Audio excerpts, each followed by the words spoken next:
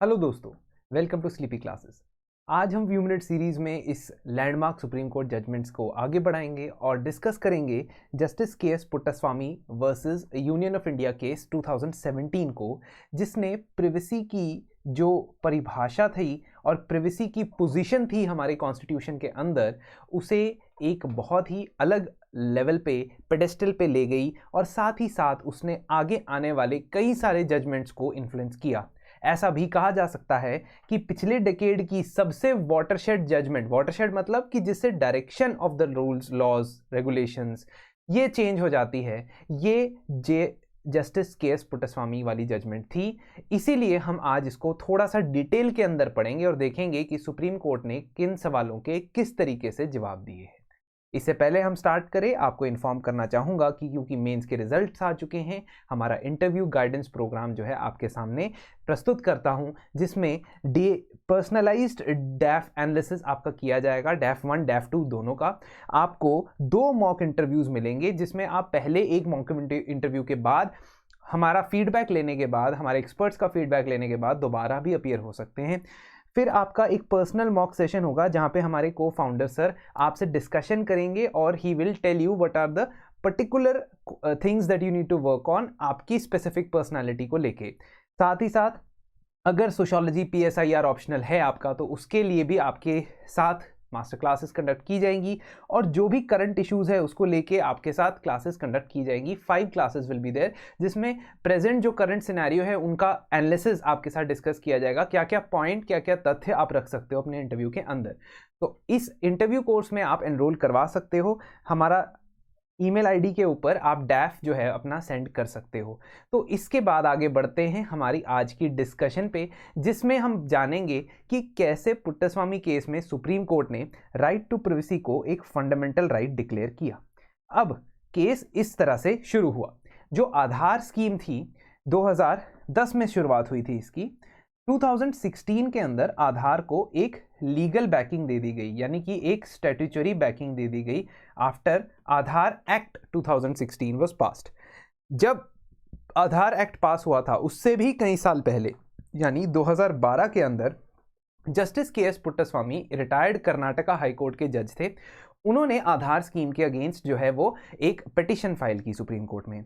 ये आधार स्कीम जो है, इसमें क्या होता है, 12 डिजिट का यूनिक आइडेंटिफिकेशन नंबर इशू किया जाता है to all the Indian residents, and इसके इशुएंस के दौरान गवर्नमेंट ऑफ इंडिया कलेक्ट करती है, कंपाइल करती है 2 तरीके का डेटा। एक है डेमोग्राफिक डेटा, यानी कि आपका नेम, आपकी एज, आपका जेंडर, और बायोमेट्रिक डेटा, यानी कि आपका फिंगरप्रिंट स्कैन और आपका आइरिस, आंखों का स्कैन।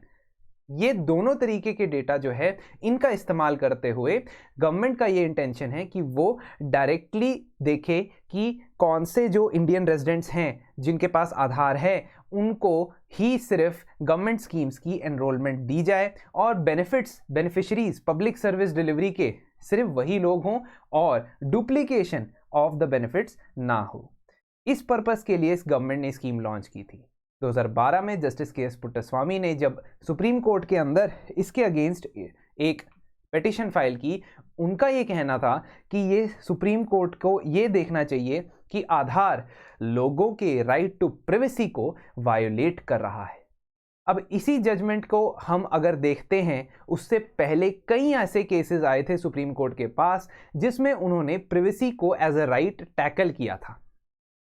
कुछ जजमेंट्स में उन्होंने कहा था कि प्राइवेसी फंडामेंटल राइट नहीं बोली जा सकती, ना ही कॉन्स्टिट्यूशन में इसका स्पेसिफिक मेंशन है, ना ही फंडामेंटल राइट्स में इसका स्पेसिफिक मेंशन है, इसलिए राइट टू प्राइवेसी को हम फंडामेंटल राइट नहीं बुला सकते। ऐसे केसेस थे MP शर्मा वर्सेस सतीश चंद्रा, खड़क सिंह के versus state of Uttar Pradesh. ये 2 ऐसे केसेस थे, MP शर्मा केस और खड़क सिंह केस, जिसमें सुप्रीम कोर्ट ने कहा कि कॉन्स्टिट्यूशनली राइट टू प्राइवेसी आपका अधिकार नहीं है, क्योंकि ये कहीं पे डायरेक्टली मेंशन नहीं है। कुछ केसेस ऐसे थे जहां पे सुप्रीम कोर्ट ने ही कहा था कि राइट टू प्राइवेसी आपका फंडामेंटल अधिकार है। For example, Govind versus state of Madhya Pradesh, Rajagopal versus state of Tamil Nadu, PUCL people union for civil liberty versus union of India. ये कुछ ऐसे केसेस थे जहां पे सुप्रीम कोर्ट ने कहा था कि राइट टू प्राइवेसी एक कॉन्स्टिट्यूशनली प्रोटेक्टेड फंडामेंटल राइट है। लेकिन इन केसेस के अंदर जो बेंच था, यानी द नंबर ऑफ जजेस who gave the judgement was smaller bench than compare to Kharak Singh और एमपी शर्मा, इसीलिए ये सुप्रीम कोर्ट की पुरानी जजमेंट्स को ओवरटर्न नहीं कर पाया। अगर सुप्रीम कोर्ट को अपनी किसी पुरानी जजमेंट को ओवरटर्न करना होता है तो वो तभी पॉसिबल है अगर उस जजमेंट में जिस बेंच में जितने जजेस बैठे थे उससे ज़्यादा जजेस इस जजमेंट को ओवरटर्न करे।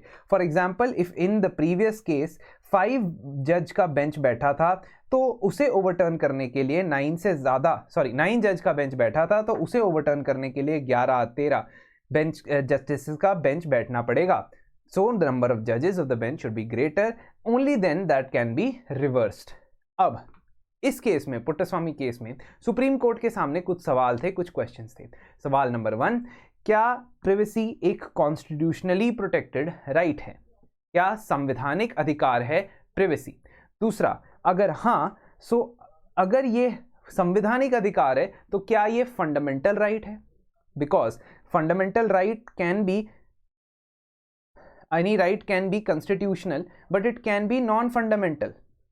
For example, right to vote एक constitutional right है, क्यों? क्योंकि आर्टिकल 326 के अंडर वो आपको प्रोवाइड किया गया है, लेकिन ये फंडामेंटल राइट्स की लिस्ट के बाहर है। पार्ट 3 ऑफ द कॉन्स्टिट्यूशन यानी कि आर्टिकल नंबर 12 से लेके 35 तक तो ये नहीं आता है।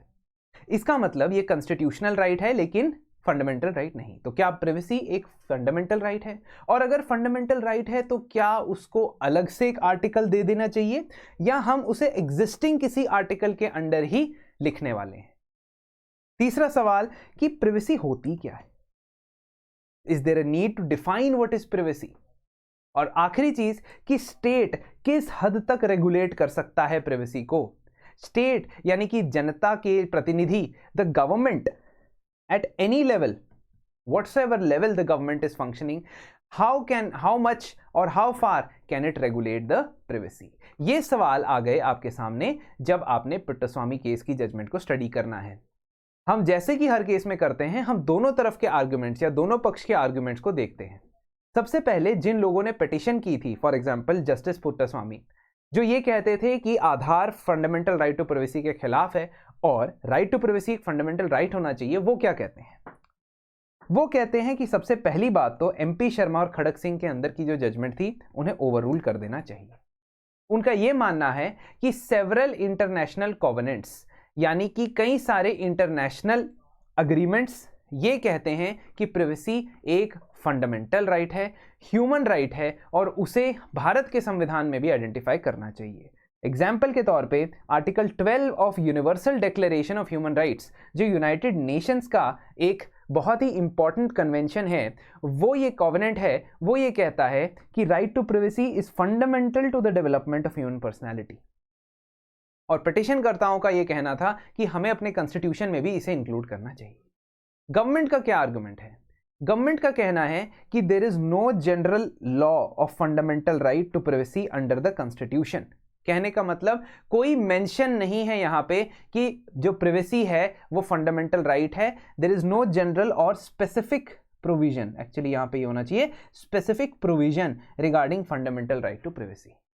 दूसरा, कोई भी राइट टू प्राइवेसी का अगर अधिकार दिया जाए तो वो फंडामेंटल राइट्स के अंदर इंक्लूड नहीं होना चाहिए, क्योंकि प्राइवेसी का जो आधार है वो ऑलरेडी फंडामेंटल राइट्स के अंदर एन्यूमरेटेड होता है। तो हम ये कह दें कि if you are saying that there should be no blanket right to privacy because then it will be already covered by part of 3 of the constitution, that is the fundamental rights. अगर कोई ऐसा part fundamental rights के अंदर पहले से है जो constitution बनाने वालों ने ऑलरेडी फंडामेंटल राइट्स में लिखा है, तब तो उसे प्रोटेक्ट किया जाएगा। फॉर एग्जाम्पल, अगर राइट टू साइलेंस है ना, ये आपके फंडामेंटल राइट के अंदर आता है। कौन सा? आर्टिकल 19 के अंदर, freedom of speech and expression के अंदर।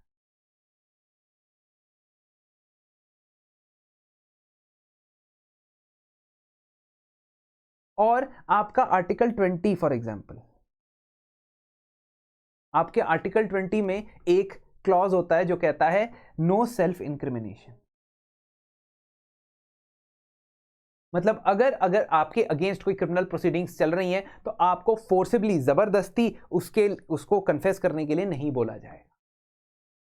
ऐसी चीजें ऑलरेडी हमारे कॉन्स्टिट्यूशन में है जो काफी हद तक प्राइवेसी को प्रोटेक्ट करती हैं। अगर उनको वायलेट किया जाएगा तो वैसे भी वो फंडामेंटल राइट्स के खिलाफ होगा। तो सरकार का ये मानना है कि अलग से राइट टू प्राइवेसी को अधिकार बनाने की जरूरत नहीं। Also they said that if privacy is protected by the liberty in part 3 of the constitution. Liberty कौन से आर्टिकल में होती है सर? आर्टिकल 19 में, जो 6 टाइप्स की फ्रीडम होती है, या आर्टिकल 21 में जो आपकी राइट टू लाइफ और पर्सनल लिबर्टी होती है। अगर ये आपकी पर्सनल चॉइस, पर्सनल लिबर्टी की बात हो रही है तो उनको भी तो रीजनेबल रिस्ट्रिक्शंस फेस करनी पड़ती है। हमने आर्टिकल 19 में पढ़ा है कि right to freedom of speech and expression की अगर मैं बात करता हूं तो उसके खिलाफ रीजनेबल रिस्ट्रिक्शंस है, जिसमें कई मामलों में वो उसे फंडामेंटल राइट नहीं माना जा सकता। फॉर एग्जांपल, अगर आप उसका मिसयूज कर रहे हो सॉवरेंटी, इंटेग्रिटी ऑफ इंडिया को चैलेंज करने के लिए, तो वो आपका फंडामेंटल राइट नहीं है। वैसे ही आर्टिकल 21 के अंदर जो आपकी right to life and personal liberty है, क्या वो एब्सोल्यूट है? बिल्कुल भी नहीं। अगर आप किसी 10 लोगों का मर्डर कर देते हो तो आप क्या ये क्लेम कर सकते हो कि ये मेरी पर्सनल लिबर्टी के खिलाफ है, अगर आप मुझे जेल भेजो? ऐसा तो नहीं कह सकते। तो सरकार ने ये कहा कि देखिए ऑलरेडी ये हमारे कॉन्स्टिट्यूशन में reasonable restriction right to life, right to liberty के खिलाफ के अगेंस्ट अवेलेबल है, तो प्राइवेसी के खिलाफ भी अवेलेबल होनी चाहिए। एक और चीज सरकार ने कही कि प्राइवेसी की डेफिनेशन ही अभी अनक्लियर है, और as a concept privacy is inchoate. What is the meaning of inchoate? Inchoate का मतलब है कि ये अभी नया नया कंसेप्ट है, ये इसकी डेफिनेशन अभी तक आई नहीं है, इसका मीनिंग अभी तक डिफाइन नहीं हुआ है।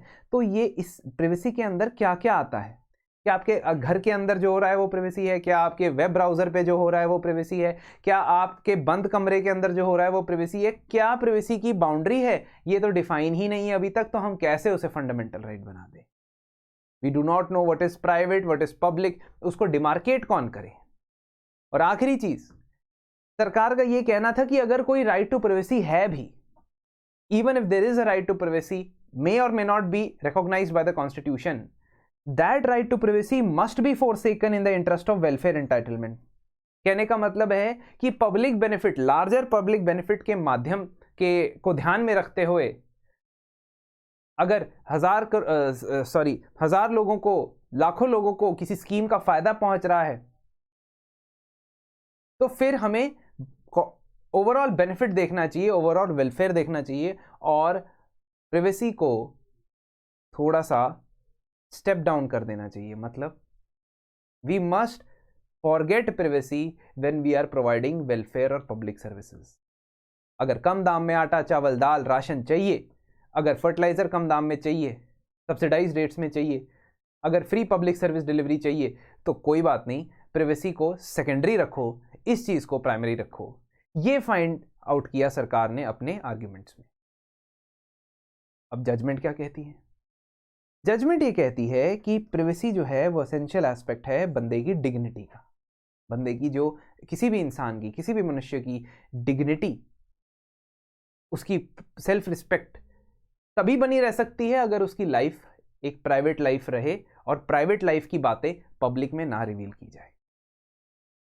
Because there needs to be a space where the person is free from external interference, and that is the space of privacy. Privacy individual को ये महसूस कराता है कि उसकी बॉडी को लेके जो डिसीजंस हैं या उसके माइंड को लेके जो डिसीजंस हैं उसमें वो ऑटोनॉमस है, वो खुद से फैसला ले सकता है, और इंडिविजुअल लिबर्टी को इंश्योर करने के लिए प्राइवेसी एक बहुत ही इंपॉर्टेंट माध्यम है। सुप्रीम कोर्ट यह भी कहता है कि पर्सनल लिबर्टी और लाइफ का जो राइट है, जो अधिकार है, जो कॉन्स्टिट्यूशन के आर्टिकल 21 में मेंशन्ड है, वो कॉन्स्टिट्यूशन ने इंसानों को नहीं दिया है, कॉन्स्टिट्यूशन ने भारत के सिटीजन्स को नहीं दिया है। We should not think that way, we should think it recognises in the constitution, but it is a natural human right to have a life and personal liberty. तो ये बहुत बड़ी बात सुप्रीम कोर्ट ने कह दी कि संविधान में लिखा है सिर्फ इसीलिए नहीं किसी के पास राइट टू लाइफ है या पर्सनल लिबर्टी है, संविधान ने बस इस चीज को रिकॉग्नाइज किया है और ये अधिकार वैसे भी किसी भी सभ्य समाज में किसी के पास होने चाहिए, सिटीजन्स के पास। The court also said that privacy is a constitutionally protected right जो इमर्ज करता है आर्टिकल 21 ऑफ द कॉन्स्टिट्यूशन में से। So it emerges from the right to life and personal liberty under article 21। ये प्रीलिम्स में आपसे पूछा जा चुका है सवाल।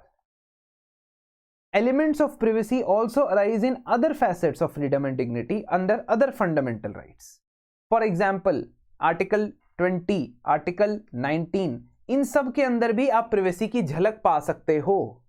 ये माना गया था संविधान बनाने वालों के द्वारा कि there should be a certain space that requires people to function as per their choice. कुछ चॉइस का भी एक जगह है, एक प्लेस है हमारे संविधान के अंदर, चाहे वो आर्टिकल 19 की फ्रीडम्स हो या वो आर्टिकल 20 में नो सेल्फ इंक्रिमिनेशन वाला क्लॉज हो। जजमेंट कहती है कि कॉन्स्टिट्यूशन को बदलते समय के साथ चेंज होना पड़ेगा और जो भी नए नए चैलेंजेस आ रहे हैं आज के समय में, प्रिवेसी लोगों की बहुत ज़्यादा दाव पे है, बहुत ज़्यादा थ्रेट के अंडर है, तो उसको ध्यान में रखते हुए हमें और भी ज़्यादा वॉसिफरसली और भी ज़्यादा मजबूती से लोगों की प्रिवेसी को प्रोटेक्ट करना चाहिए। So this was a very very progressive judgement. Court ने यहाँ पे थोड़ा बहुत डिफाइन करने की कोशिश की कि प्रिवेसी के अंदर क्या क्या चीज़ें इंक्लूड हो सकती है। प्रिवेसी के अंदर इंक्लूड हो सकता है प्रिजर्वेशन ऑफ पर्सनल इंटीमेसीज और intimate moments, sanctity of the family life के अंदर जो भी काम बातें होती हैं, जो भी एक्टिविटीज़ होती हैं, मैरिज के अंदर जो भी बातें एक्टिविटीज़ होती हैं, प्रोक्रिएशन की जो एक्टिविटीज़ होती हैं, सेक्सुअल ओरिएंटेशन, ये सारी की सारी चीज़ें प्रिवेसी के अंदर आती हैं। आपने देखा होगा right to marry and choose one's life partner comes under which article? This was asked in prelims, then again it comes under 21 because again it is part of privacy. और ये जुडिशरी की ही स्टेटमेंट है तो हम इसे correct मानेंगे क्योंकि judiciary is the final interpreter of the constitution. तो इस 9 जज के बेंच ने MP शर्मा और खड़क सिंह की जजमेंट को ओवरटर्न करते हुए ये कहा कि right to privacy is your fundamental right under article 21 of the constitution. Judgement इतनी इंटरेस्टिंग है, इतनी अच्छी है कि आप उसको बहुत सारी जगहों पे इस्तेमाल कर सकते हो। जजमेंट कहती है कि प्राइवेसी के 2 एस्पेक्ट होते हैं, एक होता है नेगेटिव एस्पेक्ट, एक होता है पॉजिटिव एस्पेक्ट। प्रिवेसी का नेगेटिव एस्पेक्ट स्टेट को रोकता है, गवर्नमेंट सरकार को रोकता है कि वो पर्सनल लाइफ में इंटरफेयर ना करे किसी सिटीजन की। और प्रिवेसी का पॉजिटिव एस्पेक्ट स्टेट को या सरकार को ये निर्देश देता है कि वो ज्यादा से ज्यादा मेजर्स ले, ज्यादा से ज्यादा लॉज को इंप्लीमेंट करे जो लोगों की प्रिवेसी को प्रोटेक्ट करते हो। आप समझ रहे हो कि ये जो डेटा प्रोटेक्शन बिल की बात हुई है ना, right to marry anyone from their own choice, इसकी बात हुई, rights of homosexual people and their choice for choosing their sexual partners, इसकी बात हुई। ये सारी जजमेंट्स कहां से आ रही हैं सर? ये सारी जजमेंट्स ये पुट्टस्वामी केस का ही आफ्टरमाथ है। लेकिन ध्यान रखनी है बात कि प्रिवेसी अगर फंडामेंटल राइट है तो वो कभी भी एब्सोल्यूट नहीं हो सकता। अब इसने बैलेंस किया है जजमेंट ने इस चीज को, सिर्फ इंडिविजुअल की तरफ नहीं झुक गया। अगर सिर्फ प्रिवेसी को प्राइमेसी देता, सिर्फ प्रिवेसी को इंपॉर्टेंस देता तो ये सिर्फ और सिर्फ इंडिविजुअल के बारे में ध्यान रखता। लेकिन यहां पे बैलेंस स्ट्राइक किया गया है पब्लिक वेलफेयर के बीच में और इंडिविजुअल के बीच में। ये कहा गया कि जैसे कोई फंडामेंटल राइट एब्सोल्यूट नहीं होता, जैसे कोई लीगल राइट एब्सोल्यूट नहीं होता, वैसे ही प्रिवेसी एब्सोल्यूट नहीं होती। कहने का मतलब प्रिवेसी के ऊपर भी लिमिटेशन लगाई जा सकती है। प्रिवेसी के नाम पे आप किसी को असॉल्ट नहीं कर सकते, आप किसी चीज को, किसी लॉ को मिसयूज नहीं कर सकते। तो सुप्रीम कोर्ट ने क्या बोला? सुप्रीम कोर्ट ने कहा कि अगर आप किसी भी बंदे की, किसी भी इंडिविजुअल की प्रिवेसी को वायलेट कर रहे हैं तो उसको आप लेजिटिमेट ठहराएं। इसलिए मैं आपको एक ट्रिपल टेस्ट बताता हूं। Means if all these 3 things are there, if all these 3 things are available in that action, that means that action can be taken to violate anyone's privacy।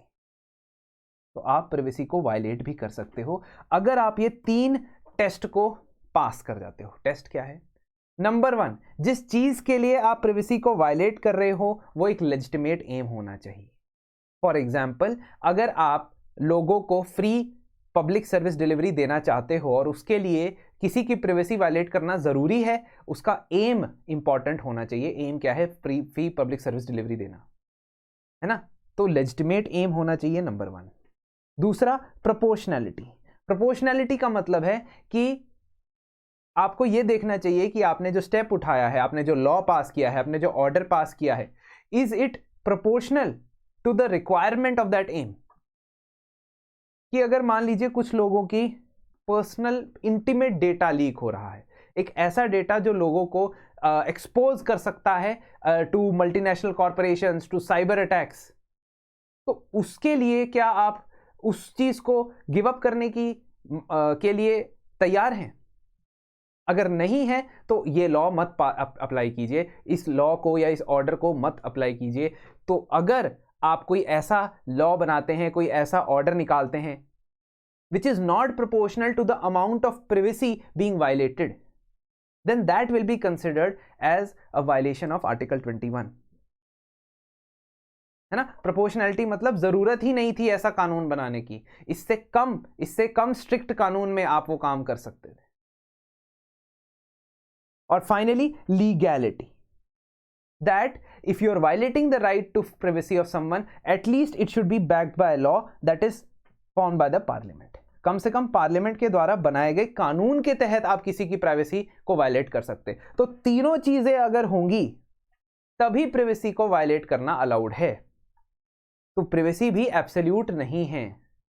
इसी जजमेंट का aftermath हम ये देखते हैं कि आधार की कॉन्स्टिट्यूशनल वैलिडिटी को भी क्वेश्चन किया गया था। उस केस को एक बड़े बेंच के पास रेफर कर दिया गया, सेपरेट बेंच के पास रेफर कर दिया गया 2018 में। 2018 में सुप्रीम कोर्ट ने जजमेंट दी और कहा कि आधार इस ट्रिपल टेस्ट को पास करता है, the triple test of legality, proportionality and legitimate aim. इसीलिए अगर आधार लोगों के राइट टू प्राइवेसी को वायलेट भी करता है तो वो भी एक्सेप्टेबल है। ठीक है, so this is the way that you have to understand this judgement. 2018 के अंदर ये ट्रिपल टेस्ट आधार के ऊपर लगाया गया, तो उसमें सुप्रीम कोर्ट ने कहा कि आधार जो है फंडामेंटल राइट को वायलेट नहीं करता क्योंकि वो रीजनेबल रिस्ट्रिक्शन के अंदर आ जाता है, because it passes the triple test of legality. क्यों? आधार एक्ट के थ्रू हो रहा है। Proportionality, because crores of people are getting benefit of Aadhaar. And legitimacy, because you are going to give the social welfare. आप सोशल वेलफेयर लोगों को देना चाहते हो, और संविधान में तो लिखा ही है कि सरकार को काम करना है लोगों की सोशल वेलफेयर के लिए। और इसी केस की जजमेंट के बाद कई सारे फ्यूचर केसेस, जैसे Navtej Singh Johar case, Joseph Shine case, Indian Young Lawyers Association, इनमें से कुछ केस हम आगे जाके जो है उनको डिस्कस भी करेंगे फ्यू मिनट सीरीज में। यहां पे प्राइवेसी की रिलेटेड जो जजमेंट थी उसने इन सभी केसेस को इन्फ्लुएंस किया। तो दोस्तों, बहुत ही इंपॉर्टेंट और बहुत ही लैंडमार्क जजमेंट है। जब आपको इसकी पीडीएफ मिलेगी, इसको दोबारा स्टडी कीजिएगा और इस समझने की कोशिश कीजिएगा कि यहाँ पे सुप्रीम कोर्ट ने क्या क्या चीज़ें, क्या क्या बातें सामने रखी हैं। अगले सेशन तक के लिए thank you and keep watching our series.